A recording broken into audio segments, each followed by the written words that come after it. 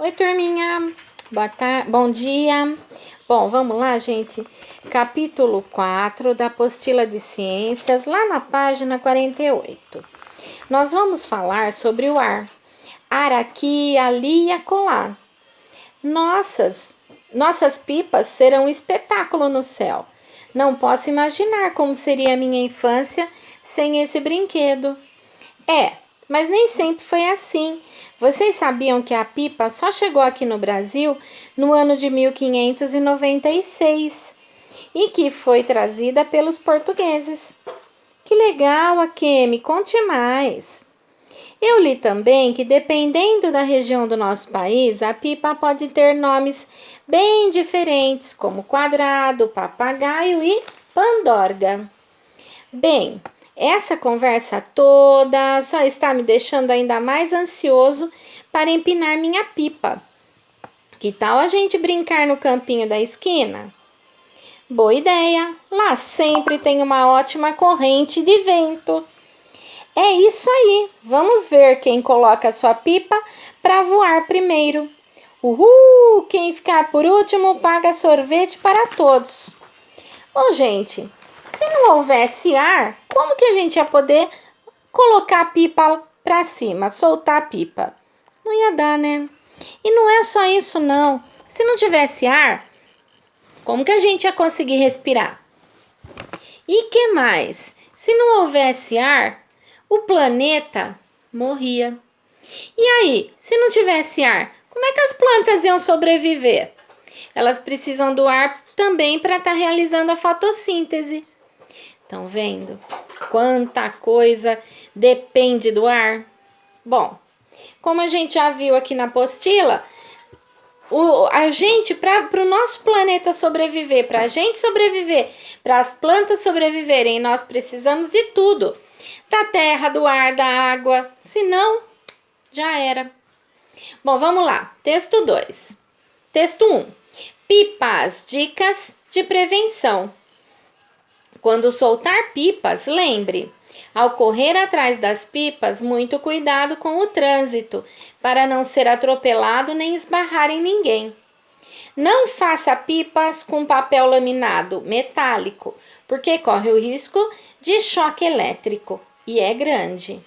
Nunca solte pipa perto de antenas, postes e fios elétricos, pois é grande o risco de ferimentos. Brinque em locais abertos como parques e campos. Não tente tirar pipa enroscada em poste, pois há o risco de descarga elétrica. Não solte pipa em dias de chuva, principalmente se houver relâmpagos. Não empine pipas em cima de telhados ou lajes. De tanto olhar para cima, há o risco de tropeçar e cair. Tenha atenção especial com motociclistas e ciclistas. A linha da pipa, mesmo aquela sem o cerol, é perigosa para eles. Fique atento para que a linha não entre na frente dos condutores. Texto 2. Santos Dumont, o menino que sonhava voar. Todo mundo já ouviu falar em Santos Dumont, né? O pai da aviação. Graças a ele, hoje nós temos aviões, pois foi ele quem fez o primeiro, o 14 bis, há muito tempo atrás.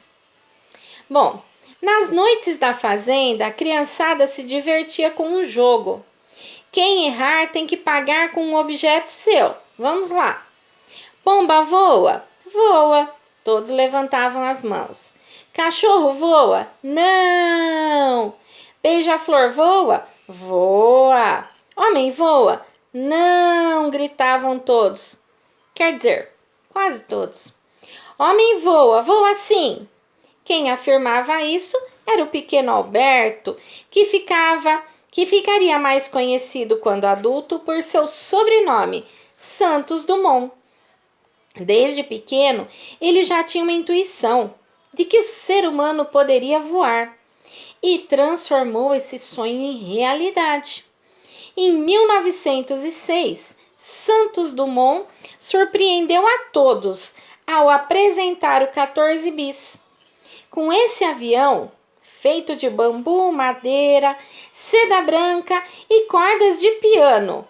O brasileiro fez o primeiro voo reconhecido com um aparelho mais pesado que o ar. Em 12 de novembro desse mesmo ano, o primeiro avião do mundo e da história decolou, percorrendo mais de 200 metros e retornou ao ponto de partida por seus próprios meios. Analisando sua trajetória, é possível notar que Santos Dumont dedicou grande parte da sua vida à criação de máquinas voadoras, contribuindo do seu modo para a realização do sonho brasileiro, dar asas à humanidade. Esse texto foi adaptado lá da revistinha Ciência, hoje das crianças. Ele foi publicado em 2006. Bom, vamos agora completar. De acordo com o texto 1, pipas, dicas de prevenção, escreva um pequeno bilhete a um colega de turma, explicando os cuidados que ele deve tomar quando for soltar pipa. Então, vocês vão escrever um bilhetinho para qualquer amigo, falando para eles tomarem cuidado quando estiverem soltando pipa, para não soltar pipa perto da fiação elétrica, para não usar linha de cerol, tá bom? Um bilhetinho pequenininho, 3 linhas tá ótimo. 2. Você sabe o que é cerol e os perigos que ele pode causar? Bom, gente, cerol é uma mistura de vidro moído com cola. E tem muita gente que não tem um pingo de juízo e passa essa cola, essa gosma misturada, passa no fio de linha. E aí o que acontece? Esse fio de linha, ele vai virar uma lâmina, ele vai ficar cortante.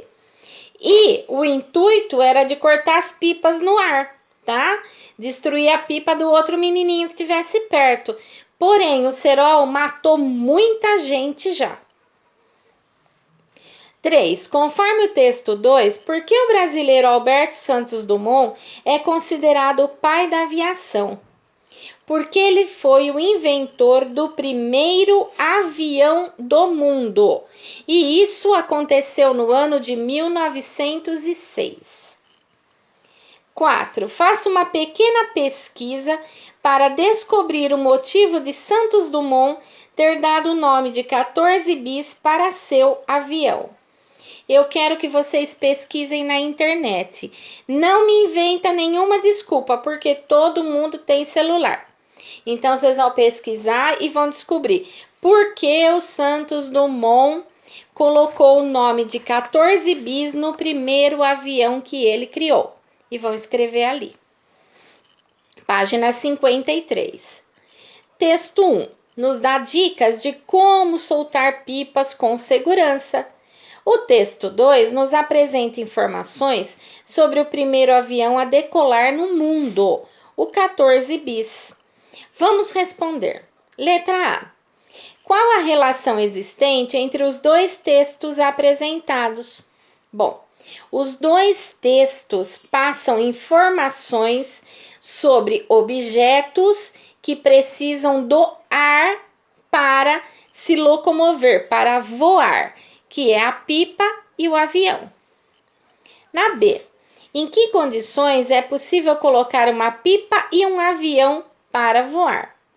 Bom, as condições necessárias são a presença do ar, ter um tempo bom e não ter risco de tempestades. Letra C.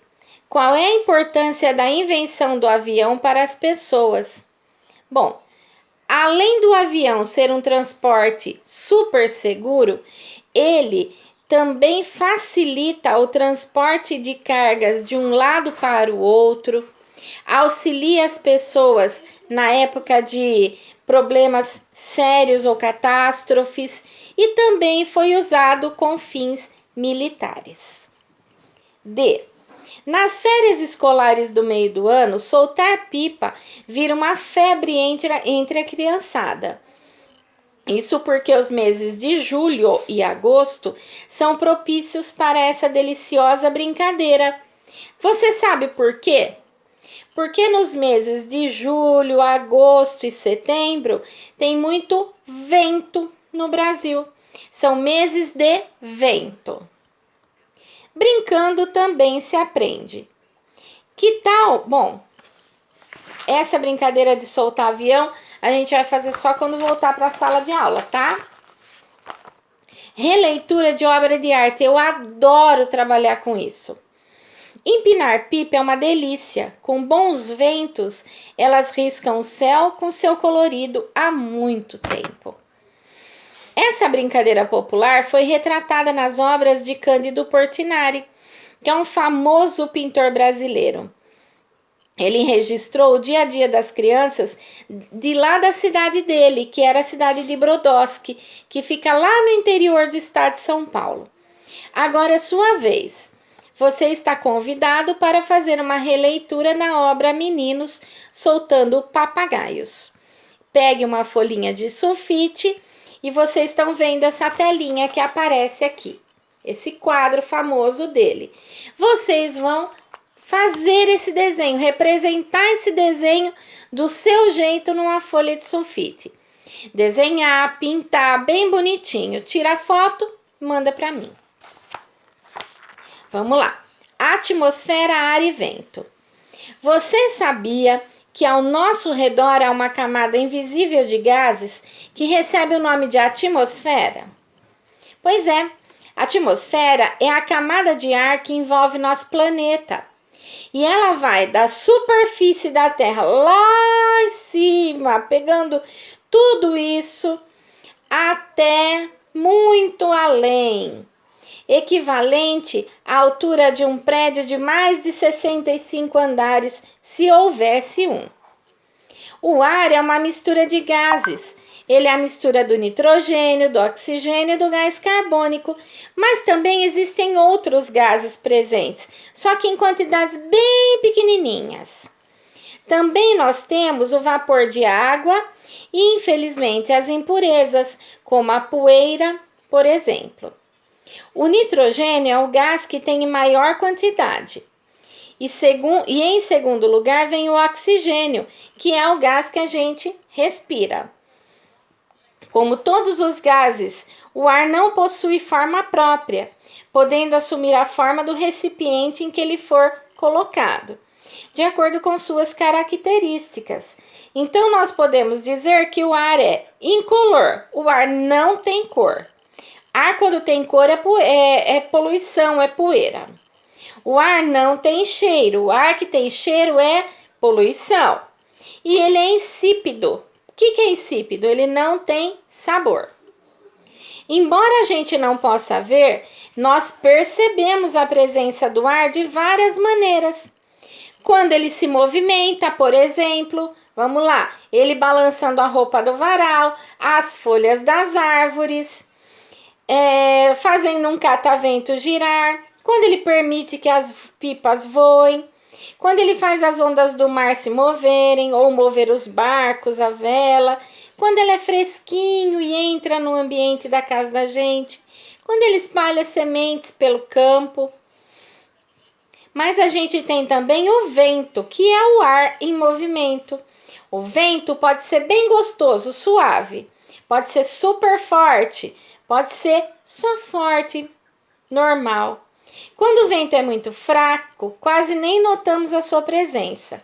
Mas quando existem ventos muito fortes, como os conhecidos furacão e tornado, eles podem causar muita destruição, arrancando árvores, destelhando casas, derrubando construções, arrastando objetos pesados, carros, caminhões e outros ainda pior. Mas o homem aprendeu a tirar proveito da força do vento. Uma das primeiras utilidades foi o barco à vela. Então, o homem usa a força do vento para locomover o barco, a vela. O vento sopra a vela e a vela vai arrastando o barco no mar. Também ele criou os moinhos de vento. tem aquela pá gigante e fica girando com a força do vento e vai movendo a pazinha dele, ou para moer grãos, ou para mexer com a água, alguma coisa do tipo. Atualmente, a força dos ventos ela é transformada em energia elétrica através de um aparelhinho chamado aerogerador. Então, isso produz a energia eólica, que é a energia vinda do vento. Então, esse aparelhinho, que é o que aparece aqui, ele vai girando, girando com bastante força, e aquela força vai mexendo, vai movimentando um geradorzinho, e aquele gerador vai produzir energia elétrica, que nem aquela que a água produz na